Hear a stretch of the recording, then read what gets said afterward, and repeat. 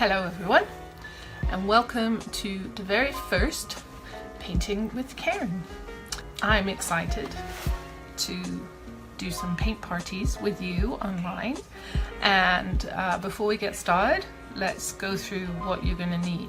First off, you're going to need a palette. This is my palette, but whatever you have will work fine. If you don't have one and you need one, if you're in Edmonton, good place to check out is the Paint Spot, and I will let Kim know exactly what you need in there and she'll be able to put a pack together for you. Or I can mail you one, and I'll put some information about that in comments at the bottom. You're also going to need some brushes. These are really cheap dollar store brushes, but they work fine. Again, if you need some, let me know. I'll send you some. You need a biggish one and a smallish one. You're also going to need some paper. We are painting watercolors on Yupo paper, Y-U-P-O. Yupo paper is a synthetic paper. It's quite plasticky, but it's super fun to paint on. So I'm just going to use an 8x8 sheet. When you're handling this paper, try not to put your fingers all over it, because the oils from your fingers will leave residue on the paper and then the paint won't stick too well. So try not to do too much of that. So for that, you might want to get yourself a little board. Just a piece of plastic or a bit of cardboard even will work. That works just fine. Use some masking tape. You're just going to put a little bit of tape on a couple of the corners, like so. That way you don't have to handle your paper too much. We're going to need a container, like so. Ooh, is that advertising? Let's do that. Full water. I like to use warm water. Whatever you like is fine. A pencil or a pen. This is a special art pen. I'm going to use this, and you'll see why. It'll be easier for you to see. Alright, I think that's everything. One more thing, of course you're going to need, because if this is a party, we're going to need a glass of wine. So cheers everyone. Painting with Karen, episode 1 starts in 5.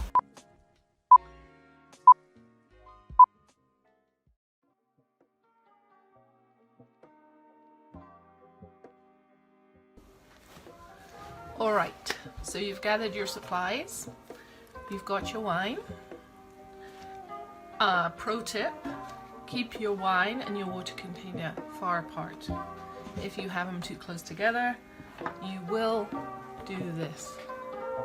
It doesn't taste good. Let's paint. So I was thinking it's spring, and in Canada, sadly, in Edmonton especially, I'll show you outside really quickly. Do you see all that snow? I thought it might be fun to paint some tulips, and tulips are simple to paint, and you can get them really nice and colorful. So I printed off this picture, and this is a painting I did years and years and years ago, like 2004 I think. But I thought it'd be a good base for us to start from today. First, we gotta draw it. That looks pretty good. So essentially, tulips are just great big U, like the letter U shapes. So just think U shapes and you'll be fine. So I'm gonna start with a fairly big tulip up here, and I'm using this black pen, so hopefully you can see that.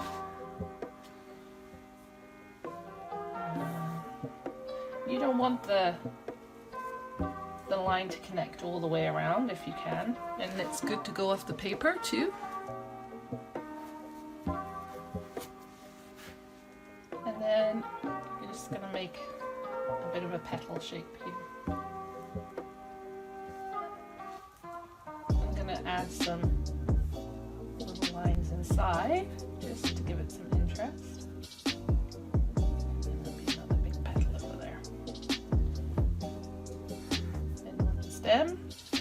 better if I put you on my left side. Is that better? Okay, so there's one tulip. Bye-bye. So the thing about Yupo paper, or one of the things about Yupo paper, is you can't erase any marks you make. So when you're drawing, you want to start with whatever is closest to you and move backwards. So this is going to be possibly my closest thing, except I'm going to actually put a leaf through here. So you kind of want to avoid what I just did there as much as you can. I mean, if you do it a little bit, it's not too big a deal, but you really don't want too many lines crossing. It's going to look confusing. And how about a nice droopy tulip? Come in, let's say it's going to come behind here. So this one's been out of the water a little bit too long. Let's do another one here, but this one's going to be waiting to come out. So I'm going to finish my drawing really quickly, and then we'll come back and I'll show you where I'm at. Here's where we're at so far. My painting is, my drawing is done. And I think it's time to celebrate that. Cheers, everyone. Okay, time to start the painting then. In the words of Mr. Bob Ross, there's no pressure, just relax, make it happen. We're going to paint some happy little tulips. So I'm going to start with my bigger brush. Whatever you have works. And I'm going to be fairly loose and flowy and not worry too much about the end result. So I'm just going to lay some colour on the one side of the tulip here, and then I'm just going to take water now and put water on the rest of that petal and let it just bleed in by itself. Now I'm not going to do the other side just yet. I'm going to go off to a different tulip. So I'm just going to lay some of that in there. I'm going to switch over to my smaller brush for a sec. I'm just going to put plain, this is just water. There's no pigment on my brush here. Whoops. Just water. And if you feel like you have too much water, this is where your paper towel comes in useful. I can just dab my brush on the paper towel and lift some of that colour out. Just want it to look a little bit less intense as it gets to the top of the flower. Let's do that again for you. Wash your brush and just water. Dry it a little on the paper towel and just pop it in that wet paint and it will lift up all that colour. And I like to leave these little spots of white. I think they look interesting. So now I'm just taking some pure red and just dropping that colour into that shape. Let's do a yellow one. Let's pop this one over here. Ooh, really like that colour. Now this time I'm going to go down into the stem with the yellow. So I'm just going to drop some blue on top of that yellow. And when it dries, it should make a greenish colour. That's kind of a gross colour, isn't it? I don't like that at all. So the beauty of Yupo paper is we can just lift it off. So again, a slightly damp brush and then just pick up all that colour. Yeah. So what you're going to do is just continue to fill in your tulips. We're not going to worry too much about lights and darks just yet. We'll come back in and we'll layer some of that in after. For now, I'm going to pause and do a little time lapse so you can see how it goes on the time lapse. So remember, your biggest friend is your paper towel.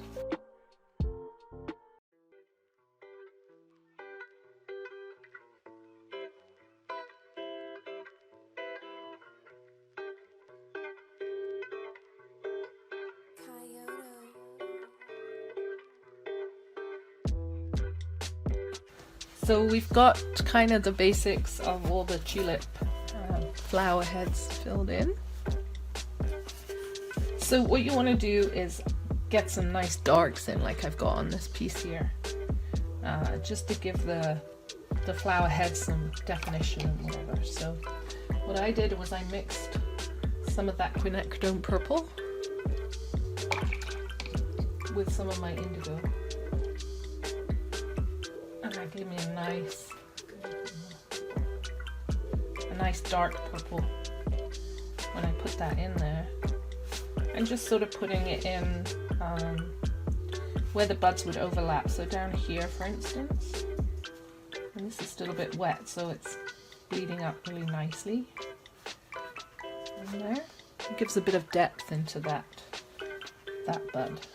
Let's do this one here. As it gets closer to the light, it's going to get lighter.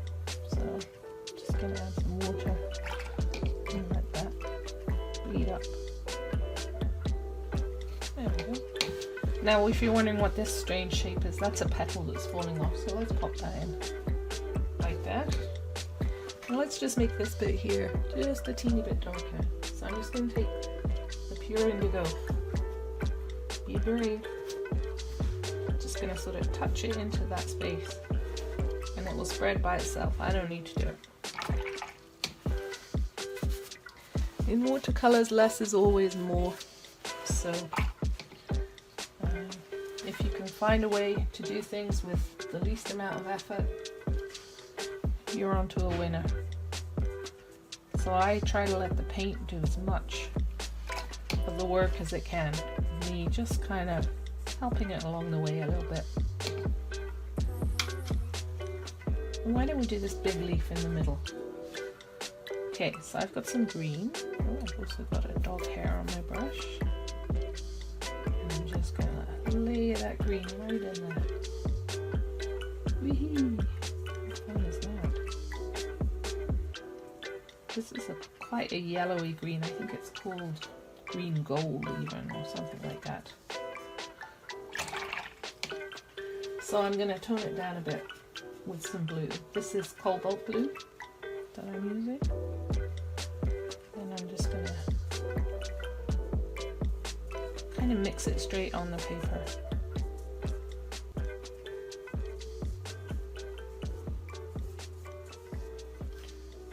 Like that. Now as I get down into this space here, I want it to be quite dark. So now I've got my indigo.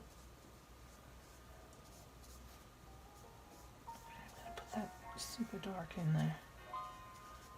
And then try not to touch this part, this red part, because it's still a bit wet. And if I do, it's going to bleed right in there. So I want to try and avoid that in some areas. Sometimes it's nice when that happens. I'm just going to green up that indigo just a little. Alright, we're going to leave that one for a minute. We're going to go do this one now. Same sort of idea. You're just playing with color and letting it set up by itself.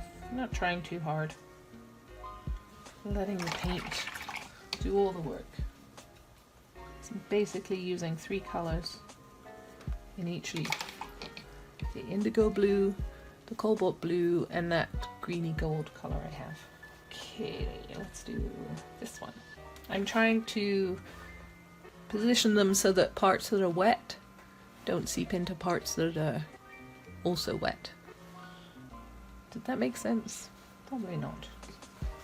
A bit more dark there. I'm going to put some dark under here too. That's good. What do you think? It's coming along, hey?